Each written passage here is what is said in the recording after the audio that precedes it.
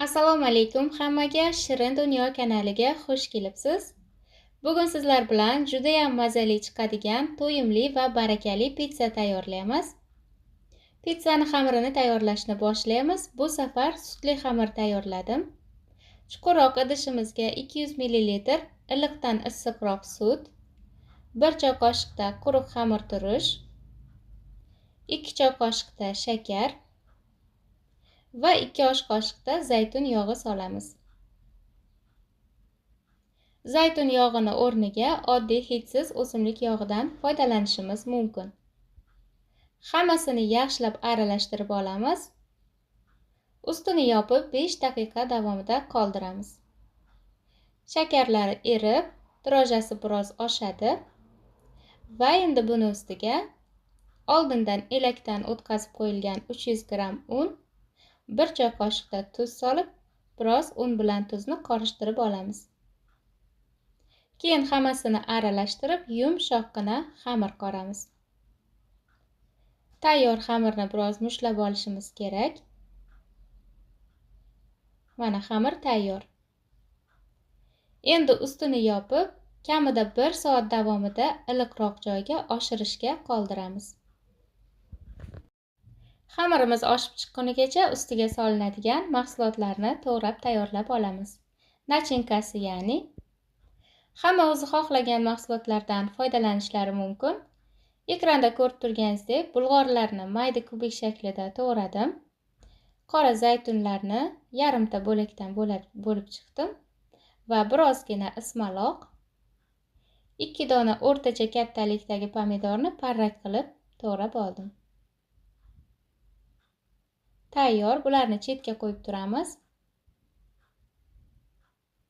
Kolbasa ishlatdim, halol kolbasadan. 150 gram kolbasani yirik tishli qirg'ichdan o'tkazib olamiz. Xohlamaganlar qo'shmasa ham bo'ladi. Tayyor hamma mahsulotlari, endi sousini tayyorlab olamiz. Sousi uchun men maxsus pitsalar uchun ishlatiladigan sousdan foydalandim. 2 osh qoshiqda pitsa sousi va 2 osh qoshiqda smetana. Agar pitsa sousi bo'lmasa, ketchup yoki pomidor souslaridan foydalanishimiz mumkin. Ikkalasini yaxshilab aralashtirib olamiz, sous ham tayyor. Xohlovchilar 1 dona sarimsoq bo'lakchasini mayda qilib to'g'rab qo'shishlari ham mumkin. Endi pitsamizning asosiy mahsuloti bu cho'ziluvchan pishloq. Mozzarella pishlog'idan ishlatdim, taxminan 300 gram atrofida. Bu arada xamirimiz ham chiroyli bo'lib oshib chiqdi. Xamirni ortiqcha havolarini olib, stol ustiga olib birozgina ishlab olamiz. Zuvala qilib olamiz. Endi sekin xamirni yoyishni boshlaymiz. Qo'limiz bilan biroz ochib olib, stol ustiga ozgina un sepib yoyishimiz mumkin. Xohlovchilar xamirni juvada yoyib olishlari ham mumkin, osonroq bo'ladi. Xamirni hamma joyi bir tekisda yupqa qilib yoyilishi kerak.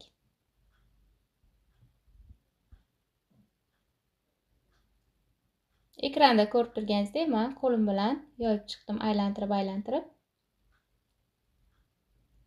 Pitsani pishiradigan patnisimizni katta-kichiklik o'lchamiga qarab xamirni xuddi shu kattalikda yoyamiz. Mana xamir tayyor. Qalin yupqaligini ham ko'rsatib o'tdim.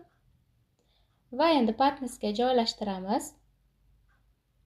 Chetlarini tekislab to'g'rilab chiqamiz. Boyagi tayyorlab qo'yilgan sousini qo'yamiz va hamma joyiga bir tekisda surib chiqamiz. Bu arada duxovkamizni ham tepa pastini baravar qilib yoqib, 200 darajada qizitib qo'yishimiz kerak. Sousini surganimizdan keyin ustiga yupqaroq qilib pishloq sepib chiqamiz.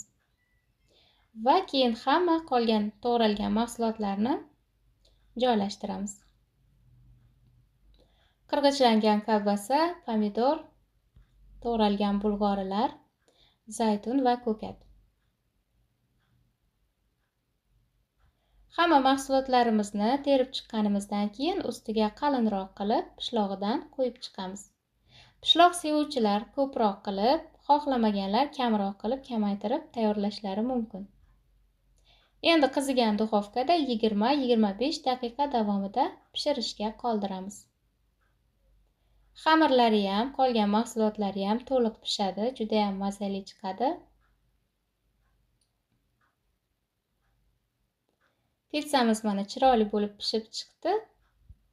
Bu holatida pizza tayyor, bemalol bo'lib dasturxonga tortsak bo'ladi.